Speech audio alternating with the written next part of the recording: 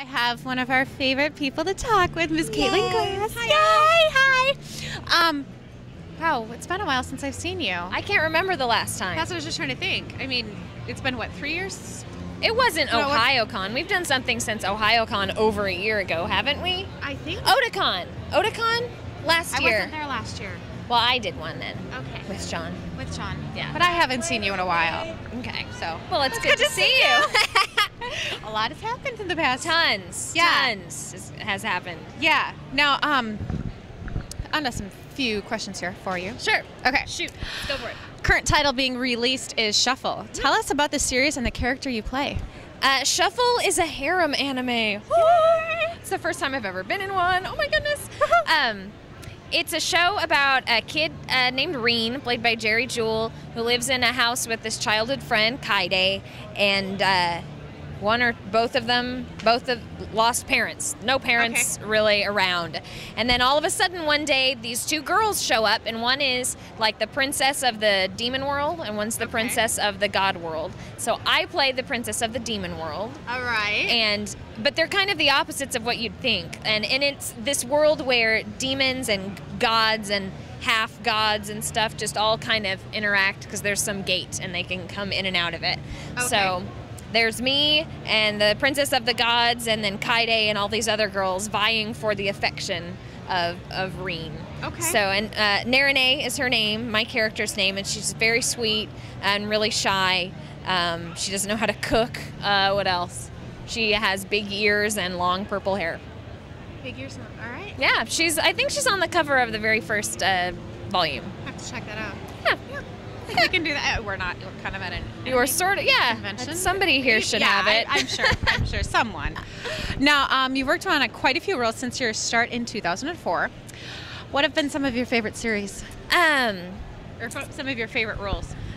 It's always a hard question to answer because I really love all of the characters that I get to play. You kind of create a love for each one of them. Exactly. They're like your kids. But right now we started working on Negima again because we're doing Negima ?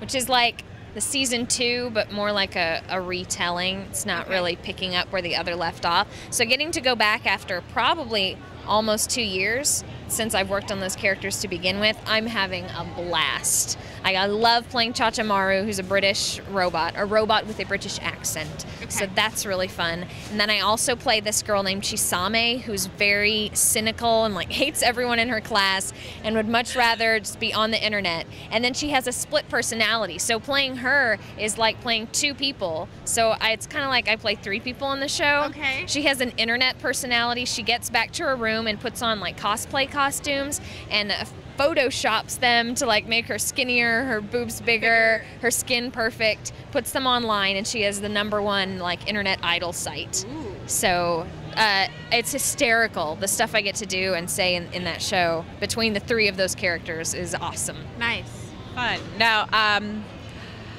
what is it like to have a role in Tsubasa and be a fan of the manga series? It's pretty dang cool.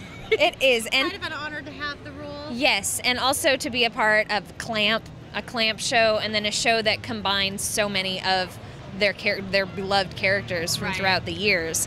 It's like the best of all of their worlds in one. So it's really, really neat. It's very cool to have read, like I've read ahead of where the manga is, where the anime is. And right now we're working on season 2 of Tsubasa, but we haven't got to my characters yet. So I can't wait to see how they dealt with some stuff in the anime, because sometimes they don't cover it all or they skip it. So it's like movies versus books. You can't cover everything. Right, but hopefully, I'm hoping that they do this one story arc with Soma in it, because she really didn't get to do that much in the series, just a handful of episodes. So we'll see what happens. Okay. Now on to directing. Another little new thing for you. What have been some challenges with your first directing project? Oh, the first show that I directed in its entirety was a show called Suzuka, which is a sports high school romance show. Some of the challenges were just, it was my first show. It was pretty overwhelming. The casting process was rough, right in the middle of some bad weather in Texas. So like people canceling and stuff like that. It's always a challenge when you don't get to meet with your writers before to let them know we always want to stick to translation anyway, as close as possible. But sometimes in the past, a lot of the Japanese cultural things would be left out or changed a little bit because we don't get it in America. But I really wanted. The show is very Japanese. Their approach to sports, their approach to all kinds of things, the situation that the kids' living situation. So I wanted any and all Japanese cultural elements left in. So that was a challenge because the scripts had already been written. So to change it all from, you know, the beginning on out and go back and fix stuff was tough. But then about halfway through, the writers knew, so we didn't have a problem anymore. And in the end, I think it definitely like stands out. I'd like to think so. I like my little show. Suzuka, gonna have to think about that one. Okay. No, you also work on One Piece, a few episodes to the series. Do you enjoy working on this very popular series? I love working on One Piece. It is such a blast. It's definitely a challenge because there's so many bit parts, you know, like Pirate A through Q and, you know, Chef F through Double Z. There's so many thugs and stuff that you have to cast all of them. But to be part of such a monumental show that means so much to so many anime fans is great. And the cast are just outstanding. Every single person in there, the main cast, you know, Luffy, Zoro, everybody, to get to, it's like I don't even really have to do very much. They come in and you just go, okay, Colleen, go, Sunny, go, Chris Sabat, do what you do. And then I'll give them ideas. And so it's fun for me to get to work on it, and I feel very blessed. They're so talented. And do you like working behind the scenes as a director or as the voice actor better?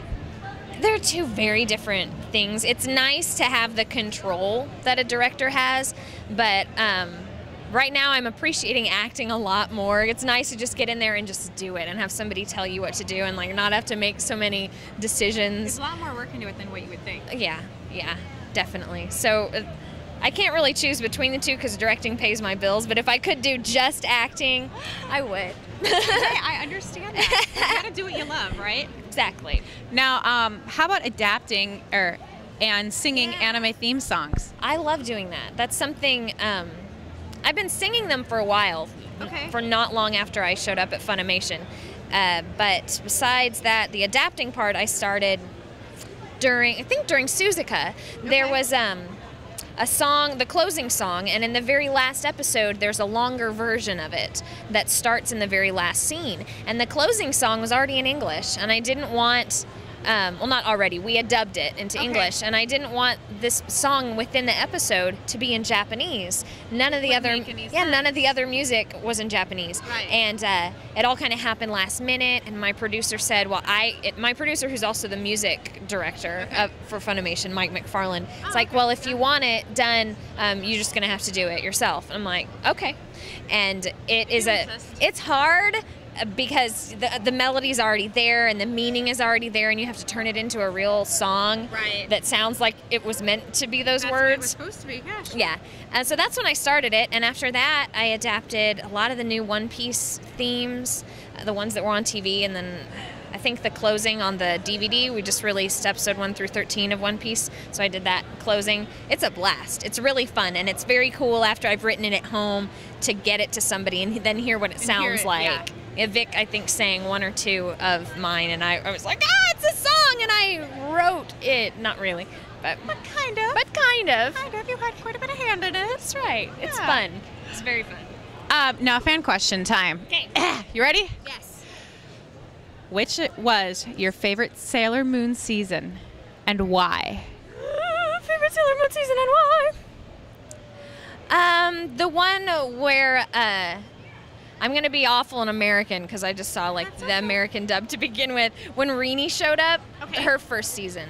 Is that R? No, R. Yeah, season 2. Because I've never seen the ones that never got dubbed. Just because I just never saw them and I didn't want to download things illegally.